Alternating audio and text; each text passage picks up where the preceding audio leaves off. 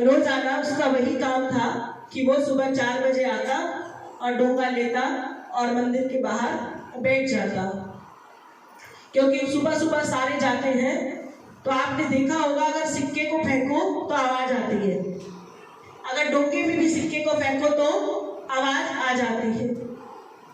क्योंकि वो अंधा है, दिखाई तो उसे दे नहीं रहा, तब उसने क्या किया, आवाज आई, टन उसको लगा के कुछ आ गया, तो उसने अंदर हाथ मार के देखा और उसने कहा भगवान इसका भला करे। 1 रुपए में भला मिल गया।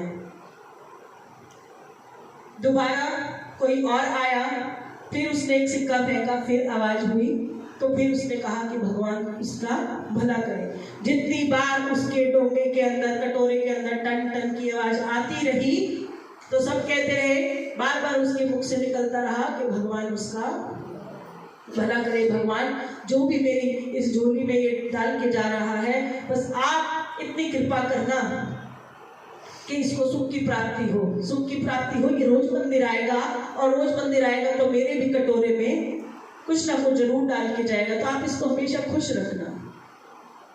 इतने में एक व्यक्ति उसके पास आता है और एक बहुत बड़ा नोट उसके कटोरे में रख के चला जाता है। बड़ी नोट की कभी आवाज आती ही नहीं है। कह दो जय माता दी। जय माता दी। तो वो ऐसे हाथ मार के देखता है कि ये तो बहुत बड़ा नोट है।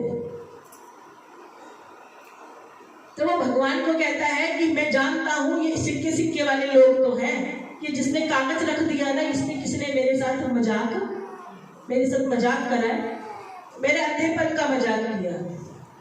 तो भगवान इसके साथ अच्छा नहीं होना चाहिए। वो नोट उठाकर साइड पे फेंक देता है। नोट उठा के साइड पे फेंक दिया तो दूर से एक फूल वाला उसे देखता है, वो नोट वहां से उठा लेता है। अगले दिन जब फिर सिक्कों की आवाजें आती हैं तो भगवान उसका भला करे, ऐसा वो लाभ करता ही रहता है। उसकी काया को देखकर कि उसमें कोढ़ है, उसमें ये दिक्कत है, तकलीफ है, वो व्यक्ति सोचता है कि कुछ अच्छा खा लेगा, तो वो फिर अपना 100-200 का नोट उसमें डाल जाता है। फिर वो हाथ लगा के देखता है, वो फिर उठा के फेंक देता है। ऐसा 2-3-4 बार होता है। फूल वाला देखता तो फूल वाला उसके पास आ जाता है। फूल वाला कहता है कि तू इसे रोज क्यों फेंक देता है?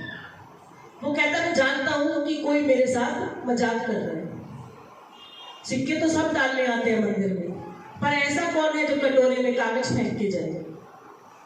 तो वो कहते हैं कागज नहीं है, तू रोज 2-3-4 दिन से इस नोट को उठा के बाहर फेंक देता है और यही की यही नोट मेरे पास मैं रख लूंगा।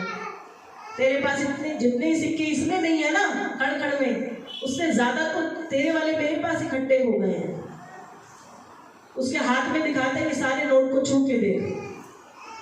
जब वो हाथों में नोट को छूता है तो उसको कहता है कि ये इतने इतने के नोट है, कोई 100 का है, कोई 500 का है, कोई 1000 का है, कि जितना बड़ा इसका आकार हो रहा है ना, उतनी ही कीमत भी इसकी बढ़ रही है।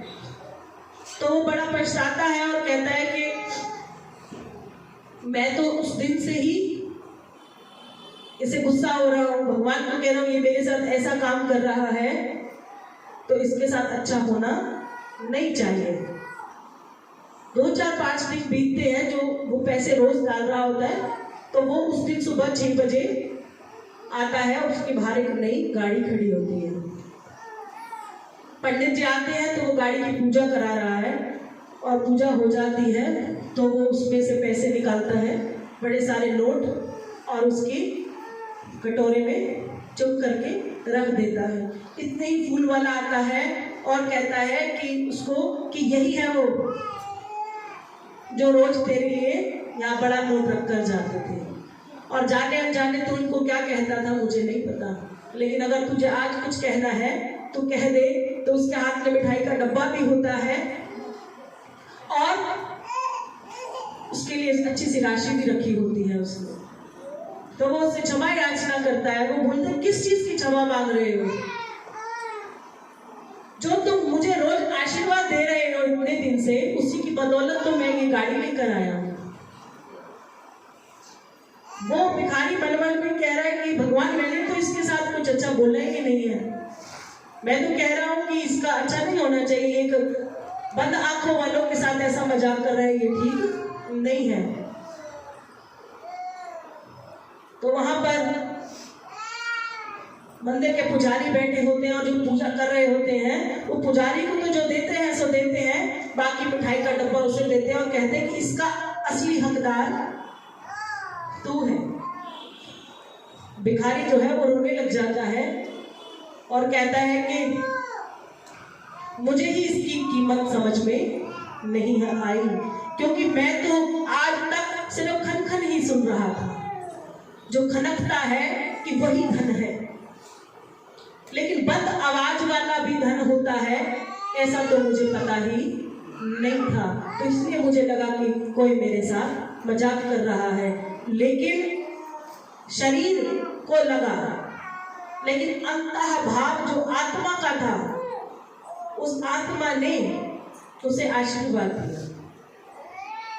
जो शरीर करता है वो अलग है, जो आपके अंदर बैठी आत्मा रूपी शक्ति है, जो माँ है, वो सदैव कर्म अच्छा करने वाले को अच्छा ही फल का आशीर्वाद देती है। इसलिए कि तुम आज मिठाई के हकदार हो, कि तुम्हारे अंदर जो सत भावना थी, तो तुमने क्रोध भी किया तो इस भावना के साथ किया जो तुम्हें लगा कि ये आपके साथ गलत कर रहा है, पर जो तुम्हारे साथ अच्छा कर रहा था तो उसको भी तुम अच्छा आशीर्वाद दे ही रहे थे ना, जाने अनजाने।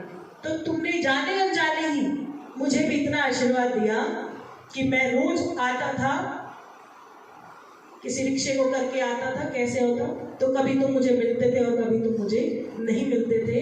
तो मैं भी अंदर जाके भगवान से प्रार्थना करता था कि मुझे इस लायक बना दे कि अपने घर से मैं मंदिर आऊं तो मुझे सवारी की जरूरत ना पड़े, मेरे पास कोई ऐसा साधन हो कि मैं फटाफट यहाँ आ जाऊं। और तुम्हें देखकर मेरा मन बड़ा जो है ना दयावान होता था, लगता है कि हे प्रभु, मैं अगर 100 का सामान आपके लिए लाऊं तो 50 चढ़ाने का उसको भी मेरे पास हक होना चाहिए। क्यों? क्योंकि वो आपके मंदिर में बैठा है, वैसे मैं इसे जानता भी नहीं हूं, मेरा इसे कोई लेना देना नहीं है, लेकिन ये आपके इतने करीब बैठकर केवल ये कहता है कि भगवान सबका भला करे। तो मैं चाहता हूं कि इस भिखारी के जो मुख से निकली हुई बात है वो भी झूठी ना हो जाए, क्योंकि मेरे ईष्ट, मेरी आराध्य तो आप हैं। अगर ये आपकी जयकार बाहर कर भी कर रहा है तो मैं हर पल ये चाहता हूं कि जिसको भी दुआ दे वो जो है आशीर्वाद परिपूर्ण होना चाहिए, कि वैसे मैं इसे जानता नहीं हूं, कि मेरी प्रीति आपके साथ ऐसी है कि अगर कोई मुझे धोखा भी देगा और लेगा आपका नाम तो मैं धोखा खाने के लिए भी तैयार हूं। इसलिए मैं आप सबको कहना चाहती हूं कि आप सब जहां शोर होता है आप उसे आशीर्वाद देते हैं, या आपको ऐसा लगता है कि उसका बड़ा बोलबाला है तो वो आपको कुछ दे सकता है, जबकि जितना बड़ा नोट होता है वो दिखाता कुछ भी नहीं है। उस नोट में कोई भी आवाज नहीं होती और बिना आवाज के ही वो आपके सारे काम पूरे कर देता है। कह दो जय माता दी। तो सनातन धर्म की जो शक्ति है वो उस नोट की तरह है, वो जब आपके जीवन में आई तब आपको पता ही नहीं चला, क्योंकि आप तो एक दिन तो बहुत, 1 घंटे के भी नहीं थे तब जब आप सनातनी घर में पैदा हो गए।